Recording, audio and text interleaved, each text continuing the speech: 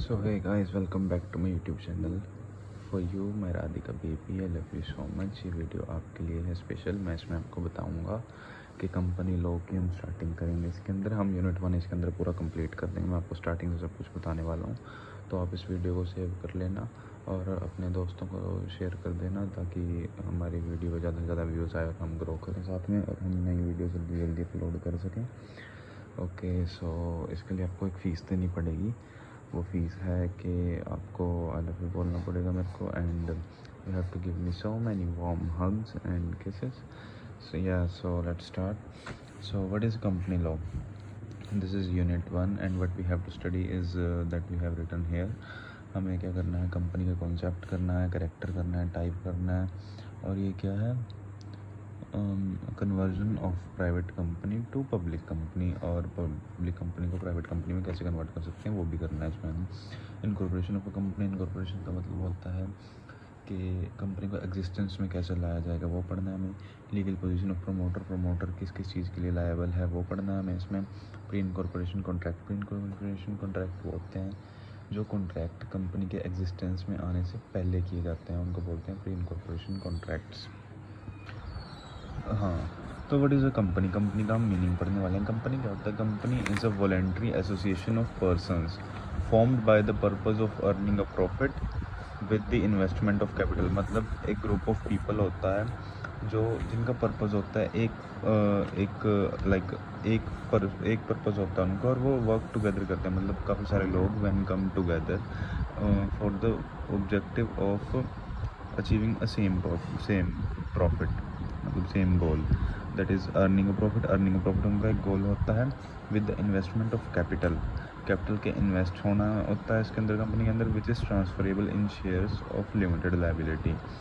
इसके अंदर हम शेयर्स ट्रांसफ़र करते हैं, मतलब शेयर्स इशू करते हैं like. And it is incorporated and registered as an artificial person under the companies act. मतलब इसको आर्टिफिशियल पर्सन की तरह हम रजिस्टर करते हैं कंपनीज एक्ट के अंदर। कंपनीज एक्ट के अंदर ये लिखा हुआ है कि आर्टिफिशियल पर्सन की तरह वर्क करेगा, बस दैट्स इट। ओके, रुक जा, मैं फ़ैन ऑफ कर लूँ, तेरे को आवाज़ में प्रॉब्लम आएगी। ओके, सो कंपनी को डिफाइन कैसे किया है? Company means a company formed and registered under this act. और वो एक्ट कौन सी है? इंडियन कंपनीज एक्ट 1956 और एन एग्जिस्टिंग कंपनी, मतलब 1956 के अंडर जो कंपनीज बनी है वो सारी कंपनीज को कंपनी बोला जाएगा, और 1956 से पहले जो कंपनी थी उनको भी कंपनी बोला जाएगा। Okay, so let's come to features and characteristics. पहला फीचर क्या है या कैरेक्टर क्या है कंपनी का? Incorporated association of person. Incorporated association का पर्सन मतलब क्या होता है? Under the companies act no single individual can form a company. मतलब एक सिंगल पर्सन कभी भी कंपनी नहीं बना सकता। एटलीस्ट मतलब जो पब्लिक कंपनी होती है उसको बनाने के लिए मिनिमम 7 पर्सन की ज़रूरत पड़ती है, और जब प्राइवेट कंपनी होती है उसको बनाने के लिए मिनिमम टू पर्सन की ज़रूरत पड़ती है। और पब्लिक कंपनी के अंदर मैक्सिमम पर्सन्स की कोई लिमिट नहीं होती, और प्राइवेट कंपनी के अंदर मैक्सिमम 200 पर्सन्स हो सकते हैं। स्क्रीनशॉट ले लिया उसका।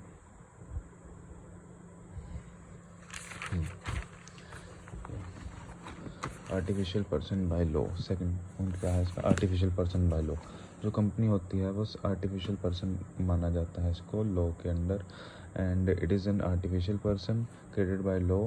It is not natural birth, मतलब इसका कोई नेचुरल बर्थ नहीं होता है। इस एक लीगल पर्सन होता है which can make contract, buy और sell property, sue and can be sued. मतलब इसको ये केस कर भी सकते हैं और ये इसके केस हो भी सकता है। ठीक है। थर्ड पॉइंट क्या है? Separate legal entity. ये नवदीप क्यों कॉल कर रहा है यार?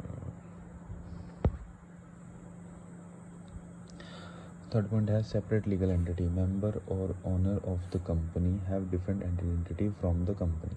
ये तेरे को पता ही है सेपरेट लीगल एंटिटी क्या होती है? सेपरेट लीगल एंटिटी होती है कि मतलब जो कंपनी है वो उसकी आइडेंटिटी, मतलब कंपनी एक पर्सन ये हो जाएगा चिंटू चिंटी, रजत सर याद है कि ये कंपनी है और इसका ओनर ये है।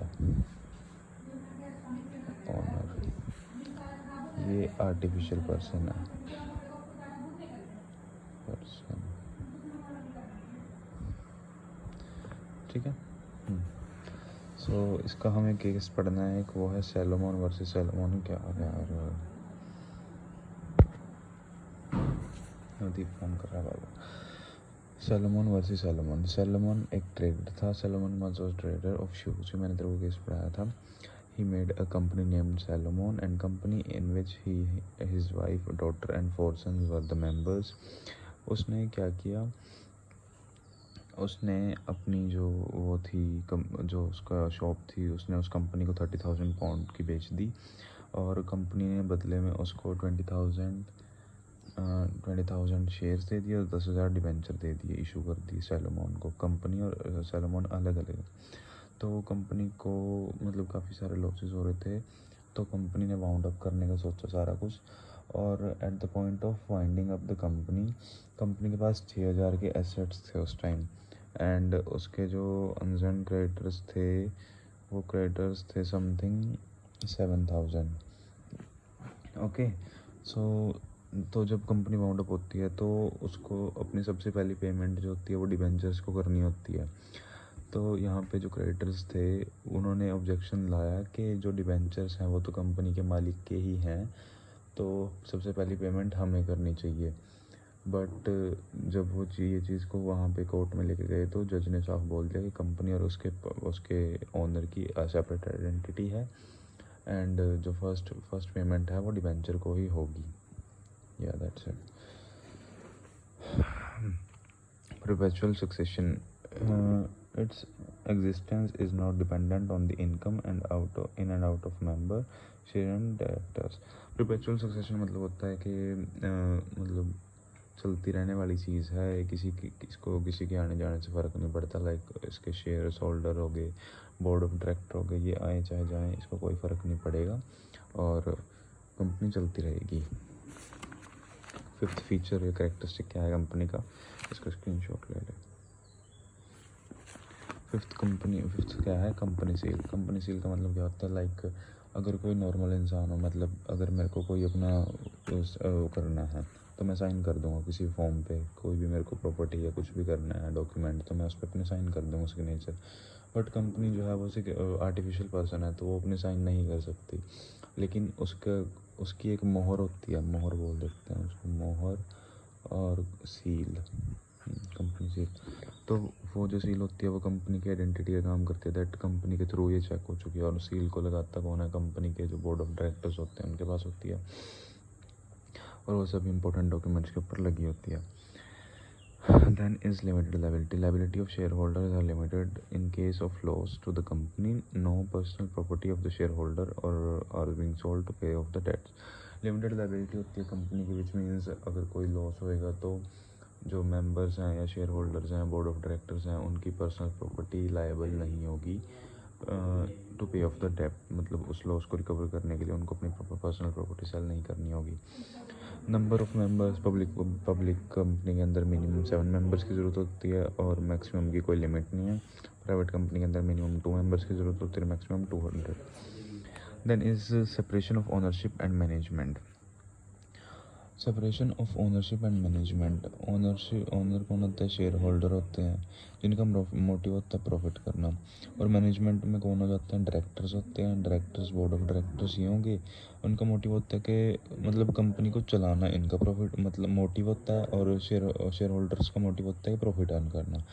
Directors are being presented by the shareholder, मतलब जो शेयर होल्डर्स हैं वो खुद को प्रेजेंट करने के लिए डायरेक्टर्स को अपॉइंट करते हैं। मतलब डायरेक्टर्स शेयर होल्डर के बिहाफ पे अपॉइंटेड होते हैं, उनका मोटिव ये नहीं होता कि प्रॉफिट अर्न करना, उनका मोटिव होता है कंपनी को चलाना है। Then is limitation of actions. All the companies objections and powers are mentioned in memorandum of association and article of association. No company can go beyond the actions listed into the memorandum. मतलब company ऐसा तो नहीं है कुछ भी करती रहेगी, उसकी भी एक लिमिट होती है। उसका लिमिट क्या होती है, मतलब जो भी कंपनी की पावर्स हैं वो क्या क्या कर सकती है, उसका स्कोप क्या है, उसका ऑब्जेक्टिव है, उसे करना क्या है, वो सब कुछ मेमोरेंडम ऑफ एसोसिएशन के अंदर ऑलरेडी मेंशन होता है। और जो चीज़ मेमोरेंडम ऑफ एसोसिएशन के अंदर मेंशन नहीं है वो कंपनी उस चीज़ को नहीं कर सकती। स्क्रीनशॉट ले ले, ये फ़ोटो बाद में भेज दूँगा मैं। ट्रांसफरेबिलिटी ऑफ शेयर्स, मतलब अकॉर्डिंग टू सेक्शन 24, मतलब शेयर्स को ट्रांसफ़र कर सकते हैं नहीं कर सकते। तो according to section 44 of companies act 2013, the share debenture of a company shall be movable and transfer in the manner provided by the article of company. Article of association होता है जो कंपनी का, उसके अंदर सारी चीज़ें मेंशन होती हैं, procedure that how transfer the shares और डिबेंचर्स।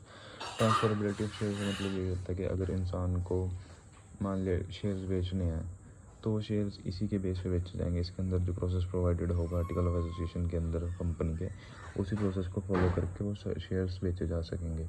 मतलब एक ओनर से दूसरे ओनर के पास जाना, यही ट्रांसफरेबिलिटी ऑफ शेयर्स होता है। Termination of existence, like it is born by how, हाँ, टर्मिनेशन ऑफ एग्जिस्टेंस मतलब ऐसा नहीं है कि कंपनी एक बार बोर्न होगी तो उसको बंद नहीं किया जा सकता। टर्मिनेशन का मतलब ये होता है ख़त्म कैसे करना है।